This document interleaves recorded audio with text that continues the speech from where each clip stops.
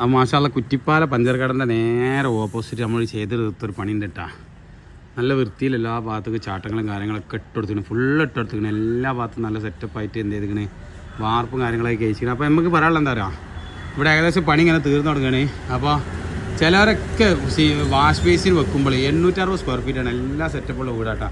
Wash basin വെക്കുമ്പോൾ എന്ത് ചെയ്യും, ഡിസൈനുള്ള നല്ല സെറ്റപ്പിൽ വെക്കും. പിന്നെ കുറേ കാലം കഴിഞ്ഞാൽ കംപ്ലയിൻറ്റ് വരച്ചു തുടങ്ങും, കംപ്ലയിൻറ്റ് ഇങ്ങനെ വരൽ തുടങ്ങും. അപ്പോൾ അത് ഒഴിവാക്കാൻ വേണ്ടിയിട്ട് എന്ത് ചെയ്യണം എന്ന് പറയാം, പരമാവധി എന്ത് ചെയ്യുകയെന്ന് വെച്ചാൽ മറ്റേ ഇതേപോലെ ഇത് ചെയ്യുമ്പോൾ ശ്രദ്ധിക്കാനുള്ള വിഷയം എന്താ പറയുക, ഒരു പൈപ്പ് ഇവിടെ കൊടുക്കുക, കുറച്ചുകൂടി കയറ്റിയിട്ടാണ് സിങ്ക് ഇരിക്കാനുള്ള റൗണ്ടിനനുസരിച്ച് ഇവിടെ കൊടുക്കുക. ഇവിടെ എന്ത് ചെയ്യുക, ഒരു മേലെക്കൂടി അടിക്കൂടി മേലേക്ക് ഇറങ്ങാനുള്ള ഒരു എക്സ്ട്രാ എന്തെങ്കിലും ഒരു സാധനം വെച്ച് കൊടുക്കുക.